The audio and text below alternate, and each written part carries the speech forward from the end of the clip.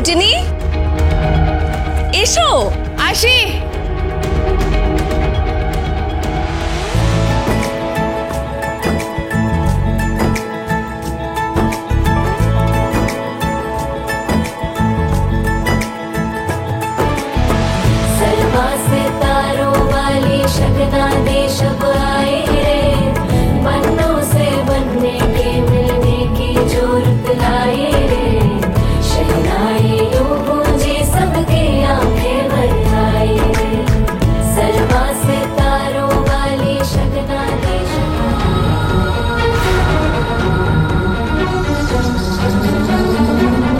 পরশুরাম কোথায়? ওকে খুঁজে বার করো।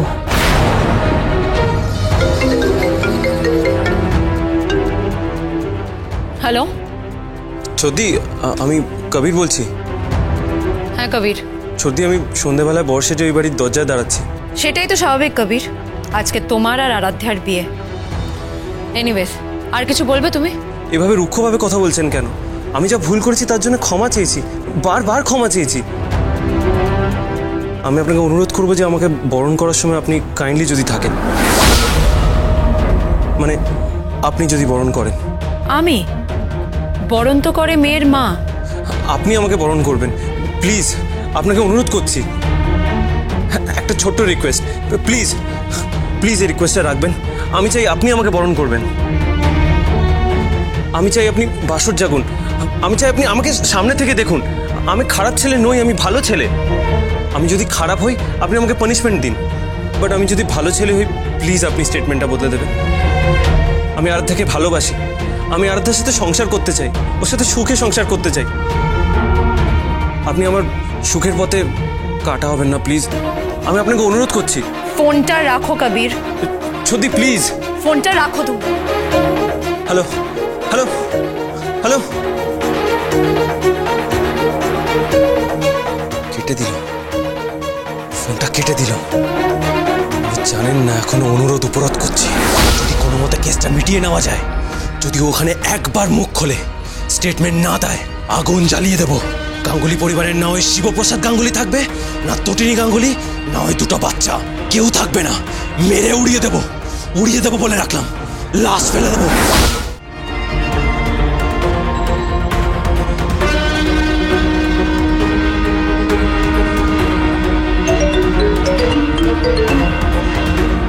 হ্যালো, তুমি টোটিনিকে ফোন করেছিলে? হ্যাঁ। কি বিষয়? আপনি কি করে জানলেন? আমি কাছেই দাঁড়িয়েছিলাম। তুমি কেন ফোন করেছিলে? বরণ করার জন্য রিকোয়েস্ট করছিলাম। কেন সরাসরি তুমি রিকোয়েস্ট করছো? তুমি আমাকে বলো না, আমি টোটিনির সাথে কথা বলতাম। আপনি বুঝতে পারছেন না আমার কি টেনশন হচ্ছে? আমার বিপি বেড়ে যাচ্ছে, আমার হার্টবিট বেড়ে যাচ্ছে। যদি উনি স্টেটমেন্ট না বদলান, ওনাকে বলে দেবেন যে ওনার পরিবারে কিন্তু লাশ বিছিয়ে দেব। চুপ করো, চুপ করো কবির। এইভাবে কথা বলবে না, এইভাবে ভুল করেছিলে তুমি।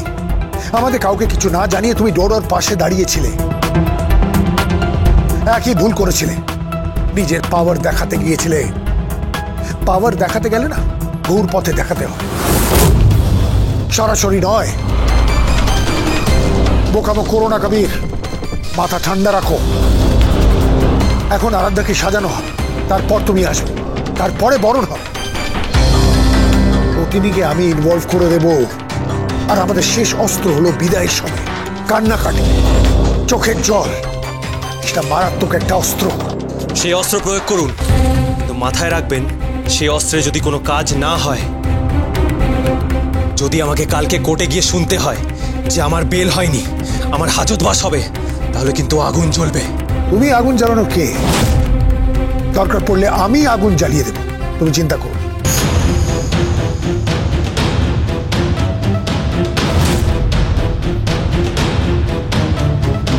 কিছু হয়েছে? কোনো প্রবলেম? প্রবলেম তো বটেই। এখন টি-20 ম্যাচ চলছে, এখন কি হবে সেটাই দেখার বিষয়। আপনি কার কথা বলছেন বলুন তো? বুঝতে পারছো না? টোটিনি আর কবিরের মধ্যে একটা ঠান্ডা লড়াই চলছে, স্নায়ুর লড়াই, স্নায়ুর যুদ্ধ চলছে। এই যুদ্ধে এখন কে জিতবে সেটাই দেখার বিষয়। কবির বলছে যদি টোটিনির স্টেটমেন্ট না বদলায়, যদি কোণে বিদায়ের সময় আরাধ্যার চোখের জল যদি কাজে না লাগে তাহলে কি? তাহলে লাশ পড়ে যাবে, লাশ। টুটুনিকে বোঝাতে হবে কবিরের বাবার নাম কর্ণ চ্যাটার্জি। ও যে কতটা ডেঞ্জারাস সেটা বোঝাতে হবে টুটুনিকে। টুটুনি কল্পনাও করতে পারছে না যে কর্ণ চ্যাটার্জি কতটা ডেঞ্জারাস। যে করেই হোক, যেভাবেই হোক, এই কেসটাকে হ্যান্ডেল করতে হবে এবং খুব বুদ্ধিমত্তার সাথে। পরশুরাম, এনে এতে সবাইকার স্টেটমেন্ট আছে, নিশ্চয়ই তোর কাজে লাগবে। হ্যাঁ, কাজে লাগবে। আর কাজে লাগবে আমার ছেলের স্টেটমেন্টও। কি বলছিস কি তুই? ওইটুকু ছেলেকে কোর্টে তুলবি? ওকে তুলতেই হবে, কারণ ওকে সামনে দাঁড়িয়ে বলতে হবে যে কে ওকে কিডন্যাপ করেছিল। আমার মনে হয় না তটিনী এতে রাজি হবে। টটিনিকে রাজি হতেই হবে, কারণ আমি কনফার্ম যে ওদের কাছে প্ল্যান বি আছে। প্ল্যান বি মানে? প্ল্যান বি আছে, যেখানে আমাকে, টটিনিকে, বাচ্চাগুলোকে ওরা বরাবরের মতন শুইয়ে দিতে চায়, সারা জীবনের মতন শেষ করে ফেলতে চায়। কি বলছিস কি তুই? হ্যাঁ, কি বলছিস পরশুরাম? ওরা এতটা নিচে নামবে? আরো অনেক নিচে নামতে পারে। নামটা ভুলিস না, কর্ণ। কর্ণ কর্ণ এই নামটা আমরা প্রায় নিউজ পেপারে দেখতে পাই। কত স্ক্যাম, কত কেস, কত ক্রাইম, আরো কত কিছু, তার কোনো হিসেব নেই। আর এর সাথে জড়িয়ে আছে জিৎ মুখার্জি। পুরো বর্ডার জুড়ে চালাচ্ছে একটা মস্ত খেলা। আর তার সাথে জড়িয়ে আছে বাব্বার, আর তার সাথে হ্যালো। কি গায়ে হলুদে আসুনি? আসুনি গায়ে হলুদে? কে বলছেন? শীতল, শীতল গো শীতল, আমি শীতল বলছি। গায়ে হলুদে আসুনি? আপনি কি করে জানলেন যে আমার নাম এসপিজি? আপনি কি আমাকে চেনেন? আমি কি আপনার পূর্ব পরিচিত? হ্যাঁ, পূর্ব পরিচিত তো। আরে গত জন্মের গো, গত জন্মের। মাই ডিয়ার ডার্লিং, আমি তো তোমাকে ভালোবাসি। কি আজে বাজে কথা বলছেন আপনি? কোনো আজে বাজে কথা বলছি না, যা বলছি সব সত্যি বলছি। একজন তোমাকে পাগলের মতো ভালোবাসতো, পরশুরাম ওরফে এসপিজি। মনে করে দেখো, জাস্ট মনে করে দেখো, স্মৃতির সরণি দিয়ে হেঁটে গিয়ে মনে করে দেখো যে তুমি কারোর সাথে অন্যায় করেছো কিনা, কাউকে বঞ্চিত করেছো কিনা, কাউকে ঠকিয়েছো কিনা, কাউকে ফেলে এসেছো কিনা। কে বলছেন আপনি? আরে কে বলছি, কোথা থেকে বলছি, এসব ইতিহাস পরে দেখা যাবে। তুমি আজকে গায়ে হলুদে এলে না?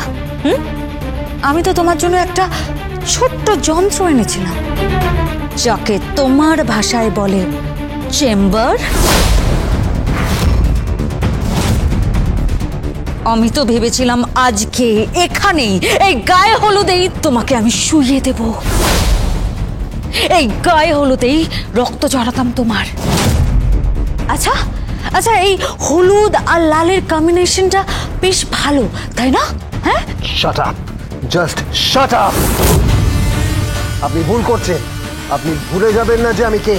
জানি তো, পরশুরাম,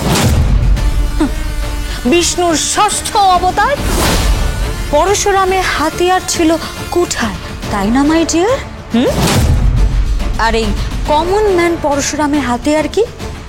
চেম্বার। তুমি শেষ, হ্যাঁ তুমি শেষ।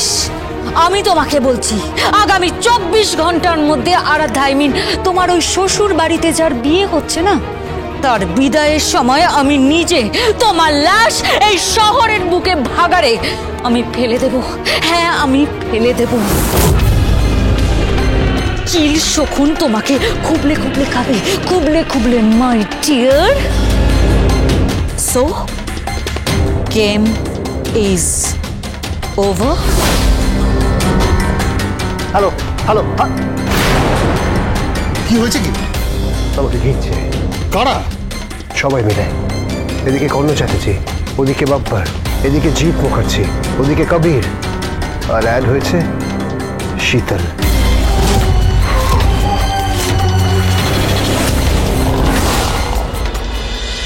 পরশুরাম।